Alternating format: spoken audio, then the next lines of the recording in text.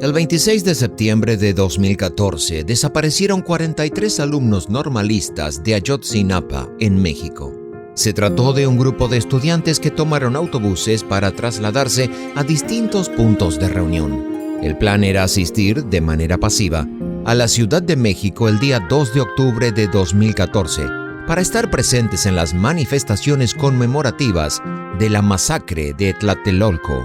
Esa masacre marcó un antes y un después, grabando en la sociedad mexicana un símbolo contra los abusos de los gobiernos autoritarios, ya que murieron muchos jóvenes activistas en el contexto previo a los Juegos Olímpicos de 1968. Los 43 normalistas desaparecieron luego de haber sido interceptados en los autobuses por la policía y otras fuerzas de seguridad aquel 26 de septiembre por la noche en la ciudad de Iguala. Nunca llegaron a la manifestación. El resultado de ese encuentro dejó como saldo la muerte de 9 personas, 27 heridos y 43 desaparecidos. Las investigaciones sobre este caso aún siguen en vigencia. Se sabe mucho, pero se asume poco. Involucra a muchos sectores de la sociedad mexicana, atravesada por la corrupción, el tráfico de drogas, el crimen organizado y la impunidad.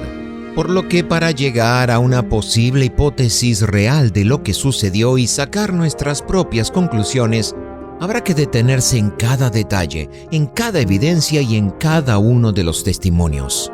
Así que nos preguntamos, ¿qué pasó realmente con los 43 desaparecidos de Ayotzinapa? Los estudiantes de la Escuela Normal Rural Isidro Burgos de Ayotzinapa eran conocidos por apoyar distintas luchas sociales. Sus métodos podían resultar cuestionables, pero sus acciones siempre fueron de carácter pasivo. No portaban armas ni buscaban enfrentamientos directos con las autoridades. Su estrategia consistía en tomar autobuses para desplazarse hacia distintos puntos de reunión y de esa forma asistir de manera pasiva a protestas o conmemoraciones. Algunos sectores de la sociedad los veían como un grupo de izquierda radical, aunque en realidad su intención principal era acompañar causas sociales. De entre sus filas habían surgido líderes como Lucio Cabañas y Genaro Vázquez, figuras históricas de la resistencia en Guerrero. La Normal ya tenía antecedentes. El 12 de diciembre de 2011, en Chilpancingo, un enfrentamiento con fuerzas estatales, federales y militares del Batallón 27 de Infantería derivó en la muerte de varios estudiantes y la incineración de un trabajador en una gasolinera.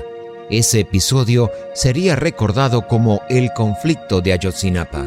3 años después, en 2014, los normalistas se preparaban para viajar a Ciudad de México y participar en la conmemoración del 2 de octubre por la masacre de Tlatelolco.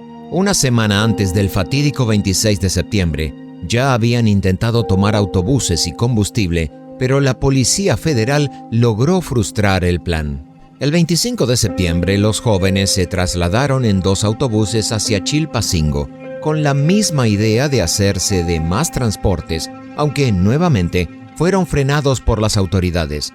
Desalentados, continuaron su viaje hasta Iguala.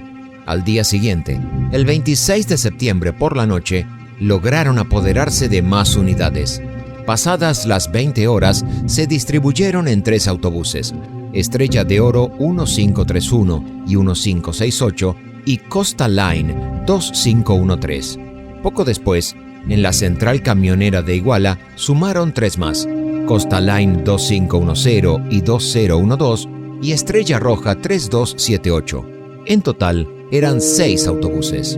No obstante, algunos choferes lograron evadirlos. El conductor del Costa Line 2513 huyó con las llaves y obligó a los estudiantes a abandonar el vehículo. Algo similar ocurrió con el del Costa Line 2510, que alcanzó a dar aviso a sus superiores y en consecuencia a la policía. De esa manera, los normalistas quedaron dispersos en 5 autobuses. La mayoría de quienes viajaban eran alumnos de primer año, jóvenes que apenas se iniciaban en la carrera y desconocían por completo la magnitud de lo que estaban próximos a vivir. Esa misma noche, en paralelo, en Iguala, se preparaba otro escenario. María de los Ángeles Pineda, esposa del alcalde José Luis Abarca Velázquez, encabezaba un acto público en el que planeaba lanzar su candidatura. Su marido iba a dejar la alcaidía en 2015 y ella se perfilaba como su sucesora. La pareja, sin embargo, tenía un pasado marcado por vínculos con el crimen organizado. Abarca había sido comerciante de joyería y mantenía estrecha relación con el grupo criminal Guerreros Unidos, a quienes pagaba por protección. Su esposa también estaba ligada al municipio y a la delincuencia organizada. Esa noche, con la ciudad movilizada por el evento, el tránsito se vio alterado, lo que obligó a los estudiantes a cambiar su recorrido. El chofer advirtió que no se acercaran a la zona del mitin, pero la policía ya había sido alertada de la toma de autobuses y comenzó a perseguirlos. La intención era impedir que los jóvenes irrumpieran en el acto político. Los autobuses avanzaban en caravana, pero pronto se dividieron. El Estrella de Oro 1531 tomó un desvío, mientras que los Coastal Line 2012 y 2510 siguieron por otra ruta. Detrás marchaba el Estrella de Oro 1568 y el Estrella Roja 3278, que estaba retrasado, terminó tomando un camino distinto para intentar llegar en forma directa a la carretera de Chilpancingo. Esta separación marcaría el destino de cada grupo de estudiantes.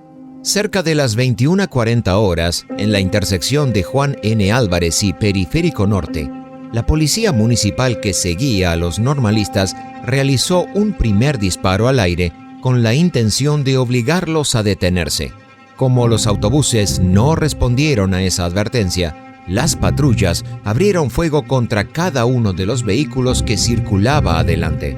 Y en cuestión de minutos, los 3 camiones quedaron rodeados, sin posibilidad de escapar, después de que una patrulla cercana cerrara el paso al primero de ellos.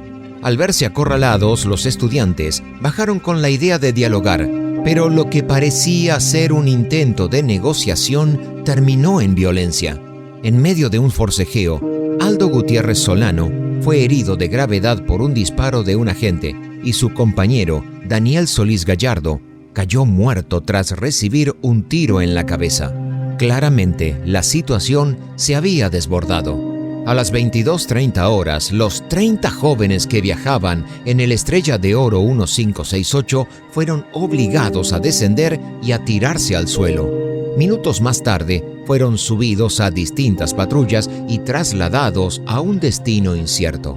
A pesar de que los normalistas habían pedido ayuda médica para los heridos y aclarado específicamente que no se encontraban armados, ninguna ambulancia llegó al lugar. Mientras tanto, en otro punto de Iguala, el autobús 1531 fue interceptado bajo el puente del Palacio de Justicia. Con disparos, gases lacrimógenos y amenazas, la policía obligó a los estudiantes a bajar, los colocaron contra el suelo y después los subieron a camionetas para desaparecerlos. El Estrella Roja 3278, que venía más atrás, intentó acercarse al sitio al enterarse de lo que ocurría, pero fue detenido a tan solo 150 metros del puente. Los agentes los hicieron bajar, los encañonaron y se quedaron con el camión. A diferencia de los otros grupos, los jóvenes lograron escapar a pie hacia la colonia Pajaritos sin que en ese momento hubiera disparos. Cerca de las 23 horas, quienes habían logrado evadir las detenciones se reagruparon, incluyendo a los de la Estrella Roja 3278. Fue entonces cuando la prensa comenzó a reportar lo que había sucedido: el primer ataque contra los normalistas de Ayotzinapa. Sin embargo, la noche apenas estaba comenzando. En horas siguientes, los sobrevivientes iban a ser perseguidos y atacados nuevamente, lo que dejó como saldo la muerte de Julio César Mondragón Fuentes y Julio César Ramírez Nava. La violencia incluso alcanzó a los inocentes. En la autopista de Chilpancingo, la policía abrió fuego contra un autobús de un equipo de fútbol Avispones de Chilpancingo, confundiéndolos con los normalistas. El ataque terminó con la vida de 3 personas que nada tenían que ver con los hechos. Aquella noche, la persecución contra estudiantes desarmados movilizó a la policía de Iguala, a la policía de Huitzuco, la estatal, la federal, la ministerial, el batallón 27 de infantería y la policía de Cocula.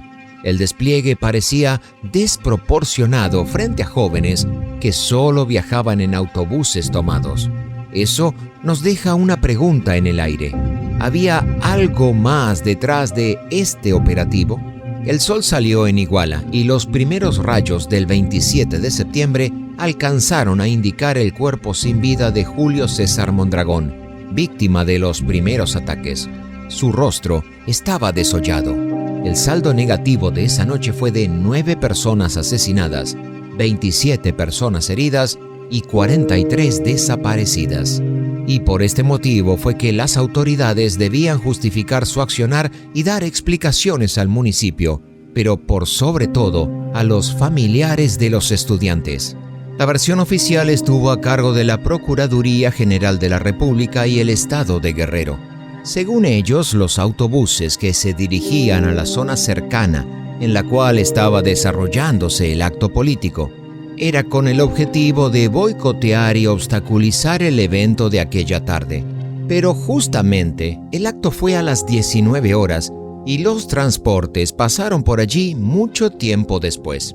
La Procuraduría afirmó que 3 criminales de Guerreros Unidos habían sido detenidos. Ellos declararon que habían llevado a los 43 desaparecidos con destino al basurero de Cocula y que allí los habrían asesinado, incinerado y tirados en bolsas negras al río San Juan. Más tarde, los medios de comunicación lo llamarían la verdad histórica, y para mayor respaldo, esa versión tenía el visto y la aprobación del entonces presidente Enrique Peña Nieto. El 7 de noviembre, la Procuraduría General de la República informó que habían rastrillado la zona del basurero y que se habían encontrado pruebas de que hubo un asesinato masivo en el lugar. Anunciaron en la prensa que los restos de esos jóvenes estaban allí. De esa manera, justificaban la desaparición de los 43 estudiantes, dándole un final macabro, pero un final pese a todo. Incluso, apenas había comenzado el año 2015 y se seguía diciendo que los Guerreros Unidos los habían ejecutado como solían hacer con sus oponentes. Con el tiempo, las indagaciones realizadas en el basurero pusieron en duda la llamada verdad histórica. Al analizar la vegetación y el terreno, los especialistas concluyeron que la incineración de 43 cuerpos en ese lugar era prácticamente imposible.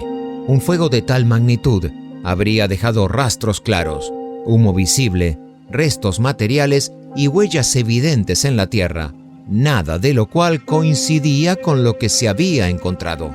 Y de esta forma la versión oficial comenzó a tambalearse. Salieron a la luz nuevos testimonios que aseguraban que las confesiones iniciales habían sido obtenidas bajo tortura. Grabaciones difundidas en el año 2019 mostraban a los presuntos testigos siendo forzados por agentes de la PGR. Esta revelación renovó la esperanza entre los familiares de los normalistas, quienes nunca creyeron del todo en la explicación que había dado el gobierno. Pese a todo, el discurso oficial se mantuvo firme, ignorando las pruebas y provocando que miles de personas se movilizaran en México y en el extranjero para clamar y exigir justicia. Cansados de la falta de pruebas, los propios familiares de los estudiantes emprendieron su propia búsqueda. Accedieron a información que los llevó a un sitio conocido como La Carnicería, en las afueras de Cocula. Allí recolectaron alrededor de 1 kilo de restos y materiales que más tarde serían analizados. Aunque los estudios demoraron hasta el año 2020, los resultados confirmaron lo que tanto se temía. El ADN de uno de los jóvenes aparecía en las muestras. El haber realizado esta iniciativa puso a las familias en riesgo, por lo que solicitaron medidas de protección a la Comisión Interamericana de Derechos Humanos. Ese acuerdo se firmó finalmente en el año 2014, y al mismo tiempo emergió una teoría aún más perturbadora: la posibilidad de que los normalistas hubieran tomado por accidente un autobús cargado con heroína valuada en unos $2 millones. Según esta hipótesis, el grupo criminal Guerreros Unidos, al verse comprometido, habría pedido apoyo a fuerzas estatales para eliminar a los testigos incómodos. La periodista mexicana Anabel Hernández, en su libro La verdadera noche de Iguala, reforzó esta versión, señalando que los jóvenes podrían haber presenciado cómo descargaban la droga del vehículo y que para silenciarlos habrían sido desaparecidos. Más tarde, se supo que existían intervenciones telefónicas en al menos 11 móviles, conversaciones clave que la DEA norteamericana habría ocultado al gobierno mexicano y que hablaban directamente de lo ocurrido con los estudiantes. Algunos responsables comenzaron a caer, entre ellos José Ángel Casarrubias Salgado, más conocido como el Mochomo, líder de Guerreros Unidos, detenido en el año 2020 y acusado de participar en la desaparición. Sin embargo, más allá de estas detenciones, el caso sigue siendo una herida abierta, con muchas preguntas que aún continúan sin respuesta. El 26 de septiembre del año 2020, habiéndose cumplido 6 años de ese hecho, el presidente de México ofreció una disculpa pública en el Palacio Nacional de la Ciudad de México. En ella reconoció que existe una gran injusticia cometida por el Estado mexicano y se comprometió a llegar a la verdad. Pero claro, no hay consuelo para estas familias. México se caracteriza por su fuerte presencia de cárteles activos que están en continua tensión. El Estado mexicano, lejos de regular y disipar esos grupos de criminales organizados, muchas veces termina involucrado en su telaraña, dada la corrupción y la impunidad existente. La verdad histórica o verdad oficial tuvo su tiempo de vigencia, luego fue desmentida. Hoy no hay una verdad. Los familiares la siguen buscando y aún están buscando a sus seres queridos. Desde GB Documental deseamos que haya justicia, que haya verdad y que ojalá venga la luz en este caso.